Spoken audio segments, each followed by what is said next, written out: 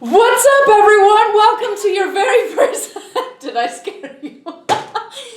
Welcome to your very first episode of what Mary and I would like to call Tea and Sprinklers. We should probably explain to you what a sprinkler is. Yeah, oh my goodness, you have to do the move. Yes, so, well, tea is self-explanatory, but would you like to tell them why? Well, it's a little bit empty already because we met before we started our Tea and Sprinklers, video, and we've been chatting. So we drank our tea. But it's okay. It's okay.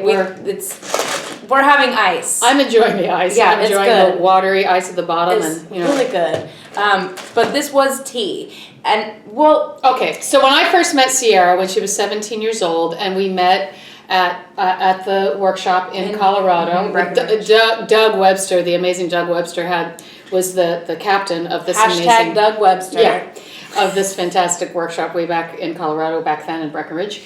And I don't know what it was, but all I remember is Sierra had this dance move, and it was a sprinkler. And in case you don't know what that is, she's going to do it for you now. Okay. I'm so nervous. No, I should do it before. Stretch. Okay. And can you see me? And here we go. That's the sprinkler. That's the sprinkler! Oh, God, do it one more time. Yes, I will. Thank you. Ladies and gentlemen, the sprinkler. The sprinkler. Oh, my God. We need the music. And she had hair at the time down to her knees, like literally in the back of her knees. So she would do the sprinkler, and I don't know, that kind of became her nickname for me, so I just called you Sprinkler. And we used to sign off our emails. Sprinklers, sprinklers. Mary would be like, "I'm doing sprinklers. I'm so happy for you." And I would just picture Mary in her cute. And I would do my best doing the but I don't have the style she has, but but I would still do it. But you're enough. I am enough. So this is what happens. This sort of came about because, we love doing DaaeDays. And we love Super Soul Sunday. We love Oprah, her Super Soul Sunday. So we came up with sort of our own Super Soul Sunday a while back, maybe a year ago. And basically, we come over here and we have tea. We have tea. Today's ice because it's a little bit warmer. And we...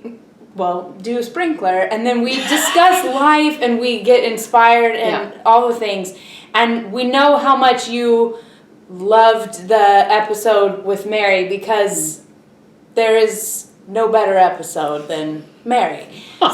We just wanted to bring to you some inspiration and some little tidbits and advice and things like that. Perfect. And that's it. Because we give each other advice on things like this too. So we thought, why don't we open the door and share them with you? So welcome to Tea and Sprinklers. Tea and Sprinklers, welcome. What we wanted, our first episode, we wanted to discuss a little bit about, we get a lot of questions about how do I get to the next level? I want to be on Broadway, or I want, whatever it is. And what we talk about a lot is the joy is in the work.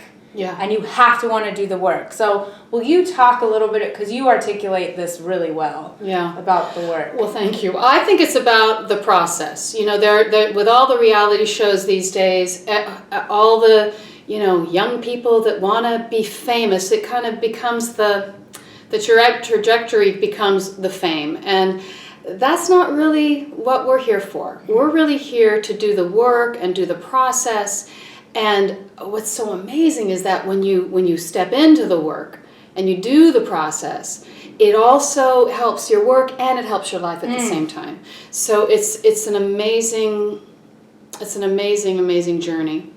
Yeah, I think it's so much bigger than we can sometimes, as artists especially, make it so small and make it about the that it's only about getting the show or getting the role or something like that. But it's so much bigger. It's about this life, isn't it? It's about why we're here on this earth and on this planet together, to grow. And as artists, our job, what we've been called to do, is learn and grow through our work, through the work. Yeah. What is the work, Mary? Well, the work is connecting yourself, because you are enough, you're so enough. It's unbelievable. Well, it is. Let me give you a little example of a question that I got. I got an email from one of the fabulous Twitter people. And the Twitter people, you know who you are. And she said, I've got this audition coming up, and last year I blew the audition. I don't feel that the table likes me. I don't feel that they want me in the show. I'm so scared to go do the audition now. I don't know what to do. I'm panicked. I feel like it's just going to bomb. Raise your hand if you relate to that. Okay? So I wrote back and I said, you know what? It's not about those people. It's about you and your joy of the singing, of the acting, of you stepping into that character and saying, today I am going to walk into that audition and do my work. I am going to step into the emotional life of the character. I'm going to see my person to whom I'm singing, and I'm going to sing that song, and I am going to be in that journey and in that scene, and that's all I'm going to do today. I'm going to go do my work. And whatever they think about it is their choice. Yeah. But this is what my challenge and what I'm my truth of today. Yeah. And it was really cool because what happened is 5 days later, she said, thank you so much. And she goes, Mary, I just wanted to let you know I got a bigger part than I went in for. That is so awesome. Oh my God, incredible. Because you take the pressure off yourself, don't you, too? When you just go in and trust that what you have is enough, and that your fourth wall and your person or whoever you're singing to is enough. Yeah. It's enough. Yeah. And it's not trying to be anybody else. And you will be less nervous if you know that you've done your work ahead of time. Exactly. There's another really great thing about auditions that the wonderful casting director Barry Moss, he just recently passed away, and he has been in New York and a casting director for decades. And he'd say, the casting table behind all those people behind that desk, they need you. They need you. They're looking for somebody to hire to do that job. And so they want you to be great. So he said a really good trick to do is to walk in the room and in your own head, just to yourself, just say to the table, I love you. I love you. That you now have put them at ease and that they are sitting back and going, awesome. I am just going to enjoy this performer now. That she or he is not worrying about, do you like me? Do you like me? Do you think I'm enough? You just, I love you and I'm here to do my work. That is so awesome because that translates into life. That's like putting loving energy instead of how annoyed we are, how mad, or all the things that you can also put that energy, or fear as well. Because what's the thing? You're either acting out of fear or you're acting out of love. So by going into a situation that is nerve-wracking, of course, there's no denying. Audition is a heart attack every time. Yeah. It's a heart attack. But to put love out instead of fear with it, that shifts the whole... It shifts the energy in the room. Yeah. And then you're able to shift the energy in the room too when you say, okay.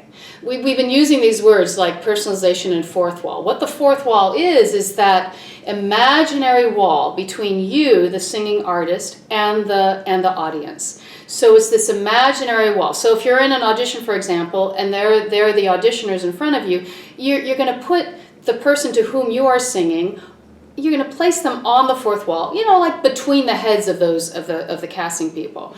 And then when you think of your person, you're singing to like we used the example of Billy Bigelow when you were doing Julie Jordan. Yep. So if you're singing If I Loved You, yeah, and you're looking at your Billy Bigelow, well then you go to the person in your life who you may have some feelings for and who you're not quite sure if they like you or you don't know where it's going, and you have this extreme need for them to love you.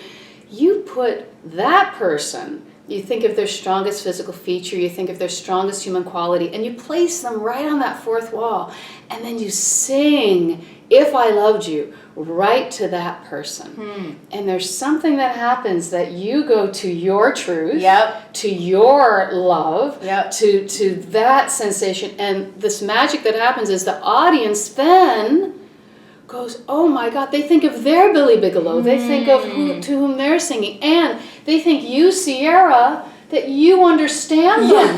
They think that's why you got that's why you guys love Sierra so much, is because she's out there giving her truth, and you go, you understand me, I'm alone, you know my pain, and you that's why you're such a fan, and it should be so. And it should be so.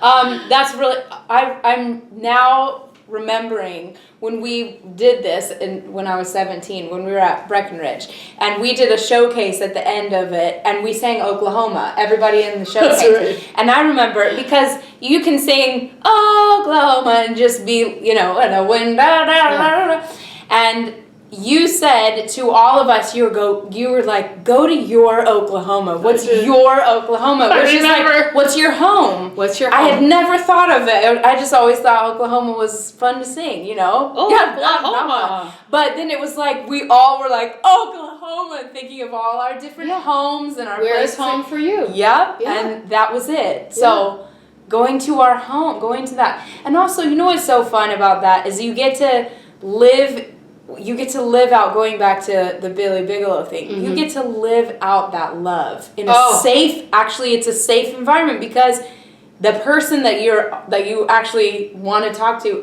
they're not really there. So it's quite safe to just live in what that would be like. I agree. There's something so amazing that especially it was an epiphany for me when I realized I could take the pain in my life and use that pain. In fact, it's demanded of us as actors that we have to have that pain, and to say, I want this, it's a need, I need the love from this person so much, and I don't have it.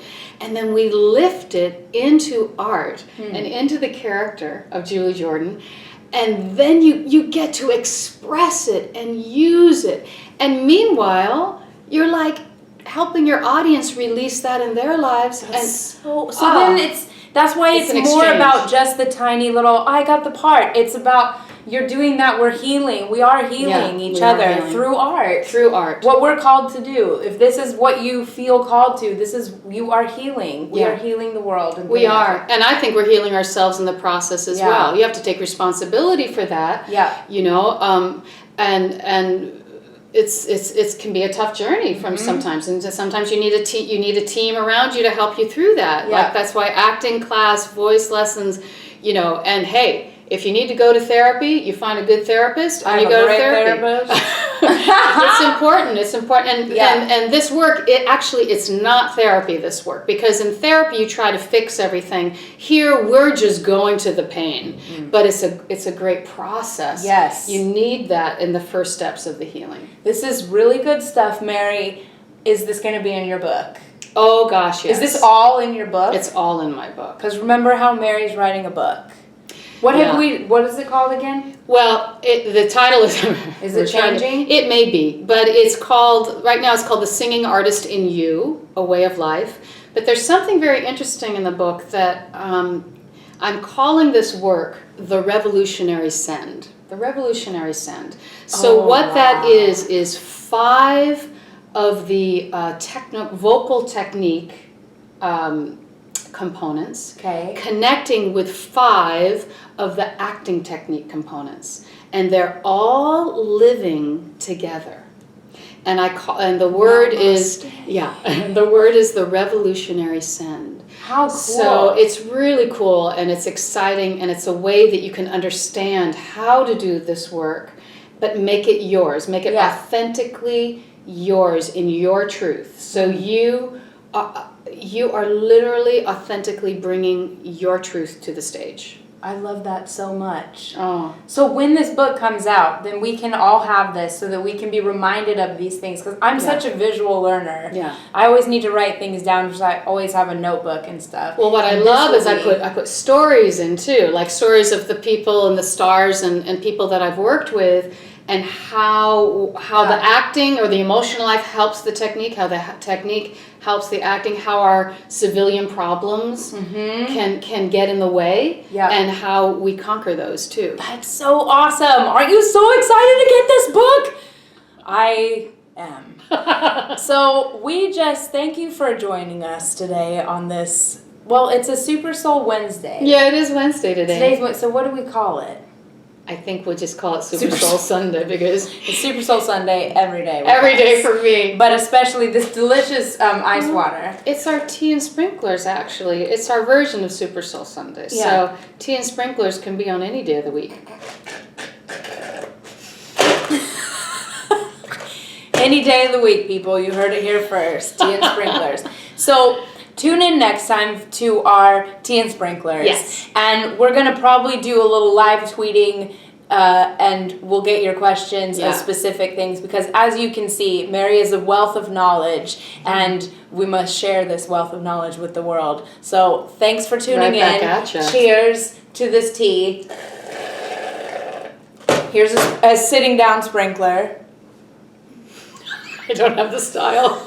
You do, Mary. Okay, I do. Yeah, you do. You Okay. do. And of course, this week, please remember, you are enough. You are so enough. It's unbelievable how enough you are. Bye.